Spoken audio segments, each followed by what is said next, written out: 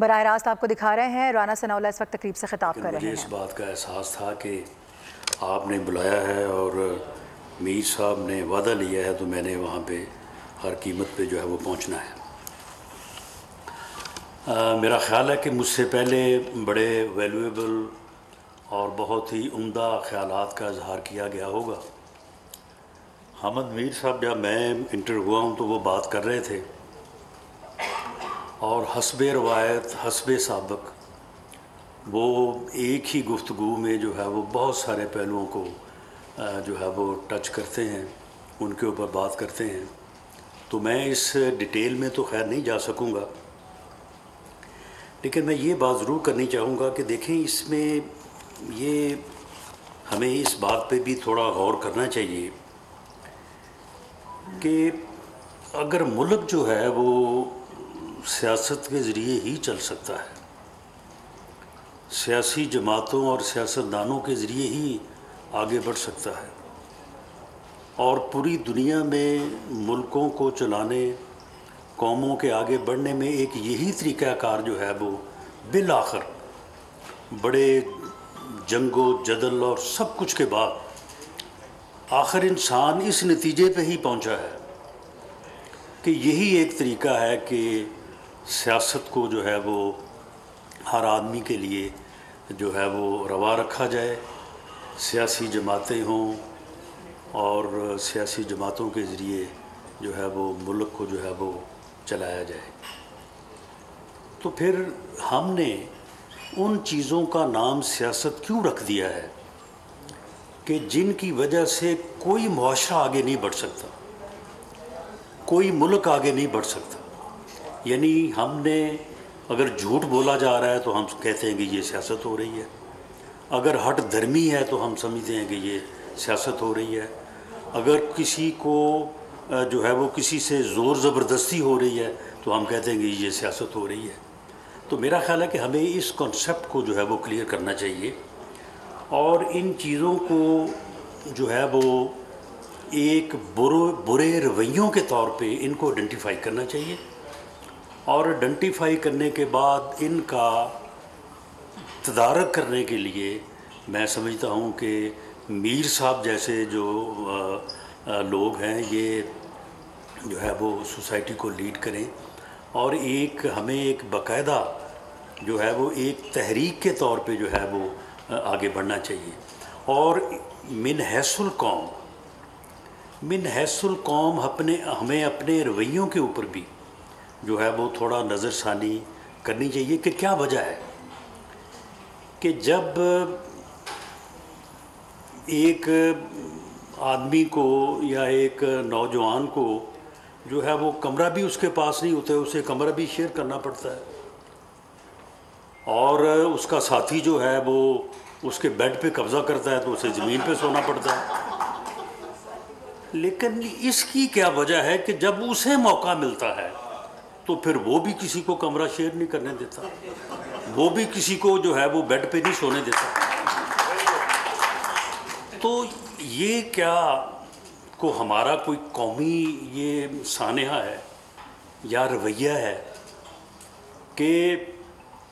जब मेरे हाथ में ताकत आती है तो मैं उसे उसी तरह से इस्तेमाल करने की कोशिश करता हूँ, या एक माइंड सेट होता है, या दूसरे लफ्ज़ों में अगर मैं ये कहूँ कि मेरे इर्द गिर्द एक माहौल ऐसा होता है वो मुझे इस बात पे मजबूर करता है कि जी तानल की हो ऐसे लो दसो तुसी ये किहड़ी गल सोच रहे हो, इसी तरह ही होना चाहिए। तो ये जो चीज़ है ये मैं समझता हूँ कि हमें आगे बढ़ने से रोकती है, और इन चीज़ों के ऊपर भी हमें जो है वो हमें हर वक्त यही कहते रहने में कि जी हम बड़ी ज़बरदस्त कौम है, हम बड़े ज़बरदस्त लोग हैं, हमारी कोई पहचान नहीं है, हमारी कोई मिसाल नहीं है, इसके साथ साथ हमें कभी कभी मैं समझता हूँ कि हो नहीं सकता, बल्कि ये ज़रूर है कि हम में बहुत अच्छी रवायात हैं, बहुत उम्दा कौम और लोग हैं, लेकिन जो कुछ हमारे रवैये इस तरह से हैं उनके ऊपर भी हमें, मेरा ख़्याल है कि हमें अपना एहतसाब या एहतसाबी जायज़ा जो है वो लिया जाना चाहिए। इसके साथ ही मैं इस बारे में भी देखें, ये ये जो मामला है कि आप देखें जो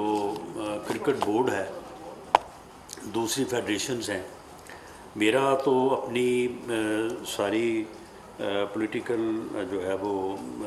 लाइफ में ज़्यादातर मैं, क्योंकि मेरा तल्लक एक ऐसे प्रोफेशन से था कि मेरा ज़्यादातर वास्ता जो है वो लॉ एंड ऑर्डर से रहा है। मैं 10 साल पंजाब में वज़ीर कानून के तौर पे, होम मिनिस्टर के तौर पे मैंने ज़िम्मेदारियाँ जो है वो निभाई। उसके बाद मरकज़ में भी मुझे एज इंटीरियर मिनिस्टर ही मौका मिला। तो ये दूसरी साइट्स पे ऊपर मेरा बहुत कम एक्सपीरियंस था। लेकिन इस मरतबा जब मुझे ज़िम्मेदारी दी गई तो आईपीसी यानी इंटर प्रोविंशियल कोऑर्डिनेशन का जो डिवीज़न है, वो मुझे एहसास है कि ये मुझे इसलिए ये सौंपा गया कि राना साहब आपने, क्योंकि पॉलिटिकल साइड पे आपकी ज़्यादा मसरूफियत रहनी है, तो सेक्रेटेरिएट स्पोर्ट के लिए कोई एक डिवीज़न ज़रूर होना चाहिए। तो ऐसा होना चाहिए कि जहाँ पे काम शाम कोई ना हो और आप वहाँ से जो है वो अपने सेक्रेटेरिएट स्पोर्ट्स आप हासिल कर सकें और अपना मामला जो है वो पॉलिटिकल साइड पे चला सकें। अब जो बैनुल-सूबाई स्पोर्ट्स हैं वो इस डिवीज़न के तहत है, आईपीसी के तहत। तो जब मैंने पहले दिन ब्रीफिंग ली तो मुझे एक तो इस बात का एहसास हुआ ये कितनी बदकिस्मती है कि जिस डिवीज़न को हम समझते हैं कि जी यहाँ पे कोई काम वाम नहीं होगा तो इसलिए जो है वो आप इसको देख लें, तो वहाँ पे जो है वो पूरे मुल्क की और तमाम सूबों, गिलगित बल्तिस्तान, एजे के सब की स्पोर्ट्स से मुतल्लक जो है यह मामला है और ये कितनी अहमियत का हामिल है। अब जब मैंने इसमें देखा है तो इसमें पीसीबी समेत जो है वो वहाँ पे फेडरेशंस हैं। हर जगह पे आप मीर साहब पीसीबी का रोना रो रहे हैं,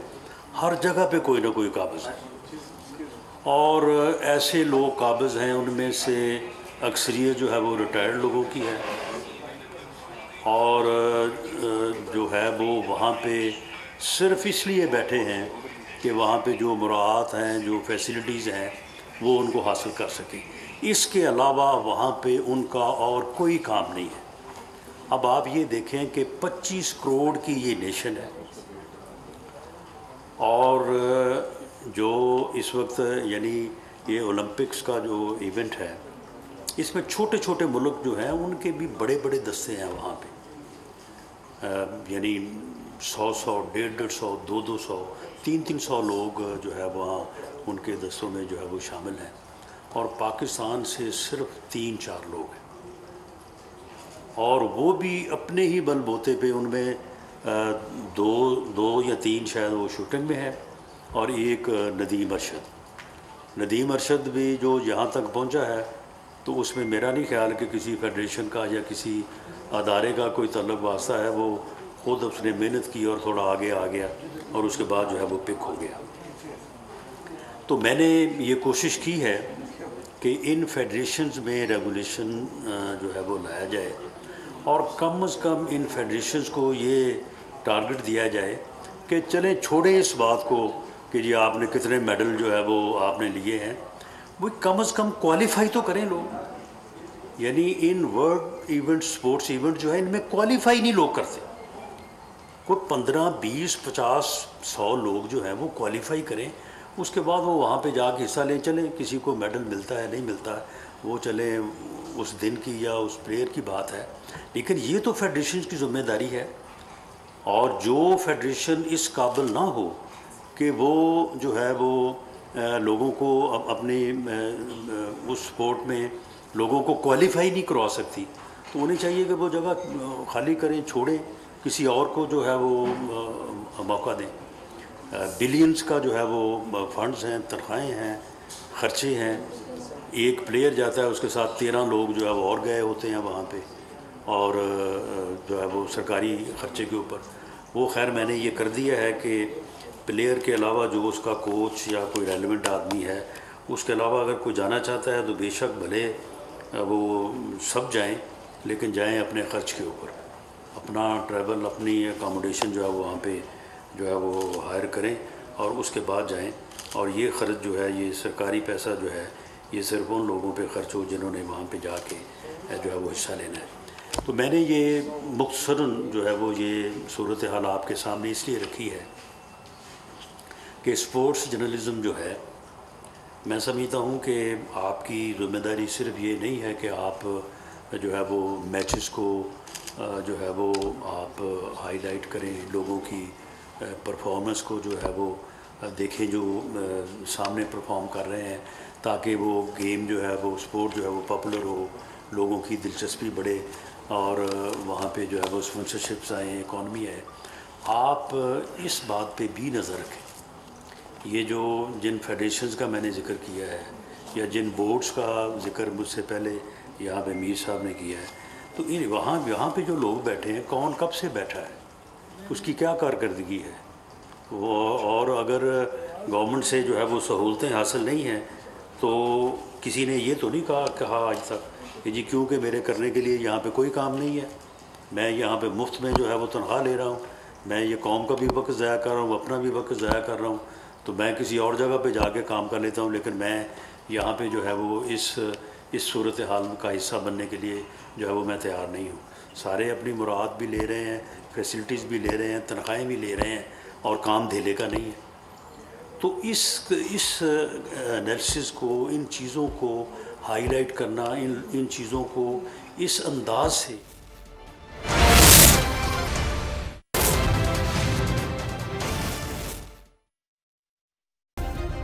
सब्सक्राइब करें और बेल दबाएं ताकि कोई खबर रह न जाए।